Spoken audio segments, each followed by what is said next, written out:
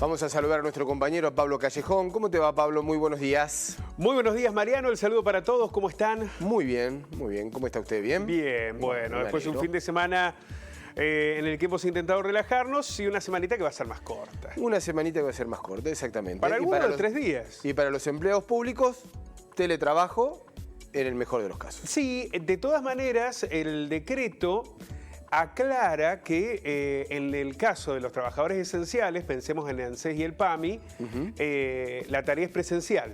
Sí. Con cuidados y demás, pero en el caso de ANSES y PAMI, los trabajadores van a estar allí en el lugar. Pero la gran mayoría de la repartición se queda en su casa. ¿Qué va a pasar en las provincias, ¿no? O en los municipios con esta medida? Exactamente, en las grandes ciudades. Veíamos allí, hacíamos el asterisco y poníamos la atención en estas 4 grandes urbes, que está marcado como de lo más complicado, como la ciudad de Córdoba, como la ciudad de Misiones, la ciudad de Buenos Aires, por supuesto, también. ¿Qué es lo que va a pasar, ¿no?, con estas decisiones?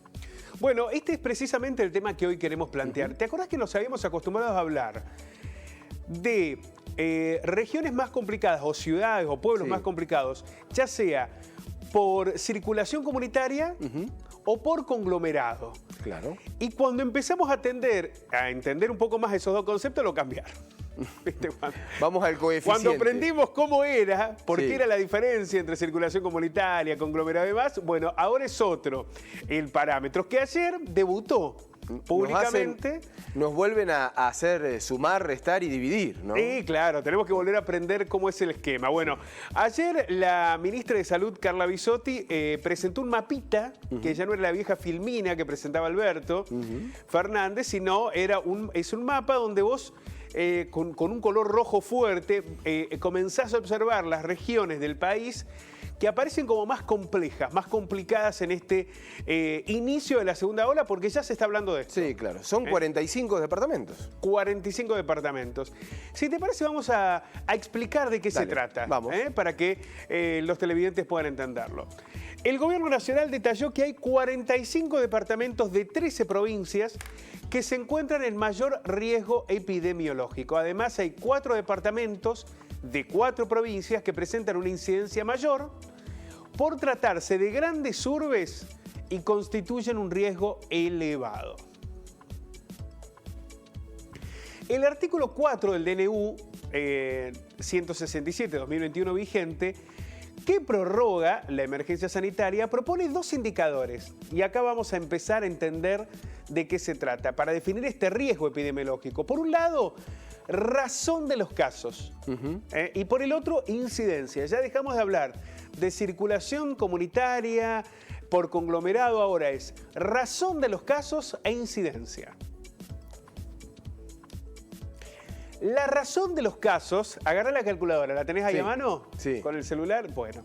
La razón de los casos es cuando el cociente, que es el resultado de dividir entre el número de casos confirmados acumulados en los últimos 14 días, casos confirmados en los últimos 14 días, los dividís por los casos confirmados en los 14 días previos. Bien.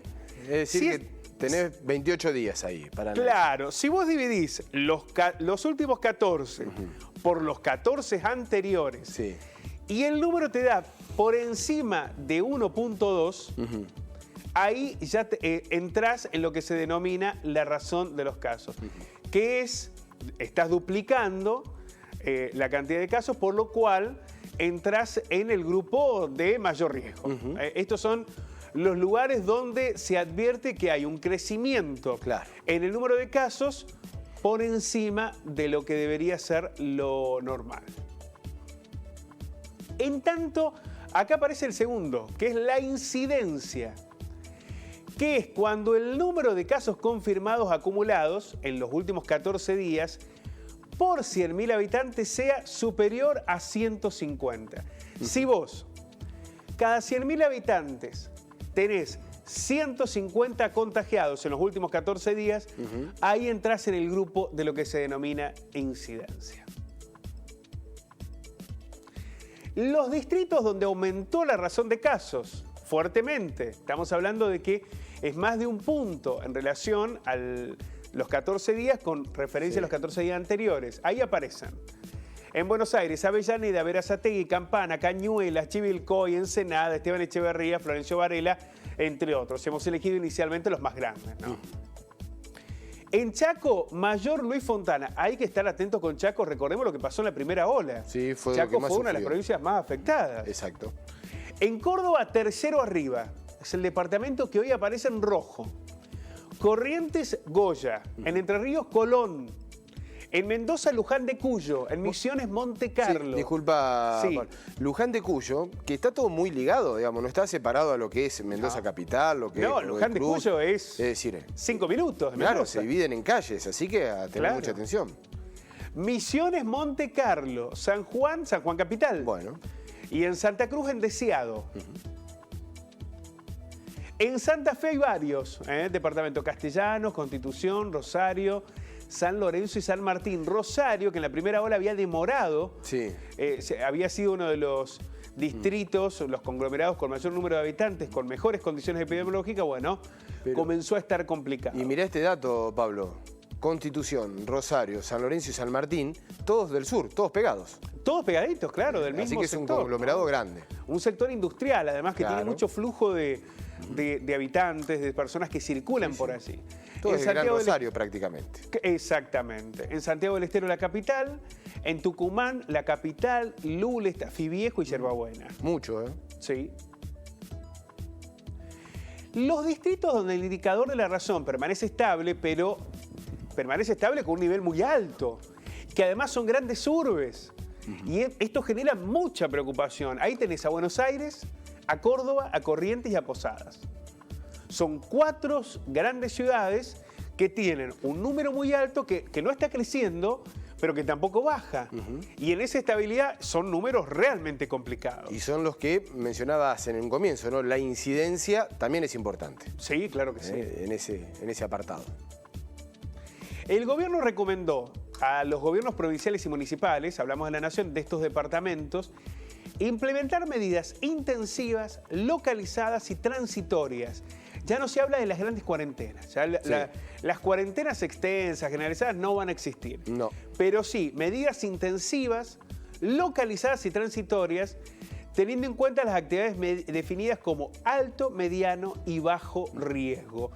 Ya aquí hay una evaluación sobre la intensidad que debe tener la medida, pero además el tiempo por el que se debe prolongar. Bueno, este escenario ha cambiado mucho. Tenemos que volver a aprender determinados conceptos y medidas que no tienen nada que ver con la primera ola. Decíamos con Mercedes que por ahí nos habíamos olvidado de ciertos conceptos y volver a retomarlos, ¿no? Como Claro. al comienzo de la pandemia. Bueno, ya no se va a hablar de cuarentenas, ya no se va a hablar de restricciones por conglomerados, ya no se habla de circulación comunitaria. Estos son conceptos viejos. Bien. Pasaron hace algunos meses, ya son viejos. Sí, sí, sí. Ahora hay que acostumbrarse a nuevas descripciones metodológicas, sanitarias, pero además a que va a haber medidas que van a estar focalizadas, ni siquiera a veces por pueblo o por ciudad, sino que por sector. Sí. Como sucedió ahora, por ejemplo, empleados públicos se quedan en la casa, trabajan desde la casa.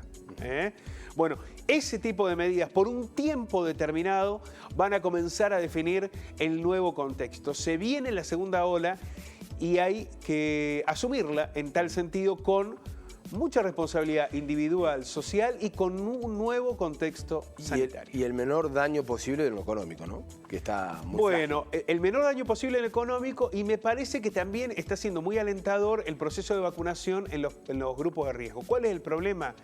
Hay ciudades que vienen muy retrasadas. Sí. Capital Federal es un gravísimo problema en este sentido. El proceso de vacunación viene muy retrasado. También ocurre en las provincias, porque hoy la Argentina comienza a tener un problema distinto al que tenía antes. Sí, es Hoy el de tiene vacunar. mayor número de vacunas, pero viene muy lento la vacunación. Bueno. En algunas provincias no, Córdoba, Santa Fe, Mendoza. Bueno, La Pampa viene muy bien. San La Luis Pampa viene muy bien, pero hay otras que no. Capital Federal es un verdadero problema. Hay también algunas provincias del sur que lo están teniendo. Sí, Corrientes estaba teniendo algunos inconvenientes también. Bueno, Estaba ese es marcado. un dilema. Porque hoy la Argentina está teniendo vacunas, pero está lento el proceso de vacunación. Si se logra avanzar más rápidamente en geriatría, grupos de riesgo, mayores de 70, nos vamos a encontrar con un escenario distinto. Pablo, muchísimas gracias y una recomendación para aquellos que todavía no entienden mucho lo del coeficiente, la razón.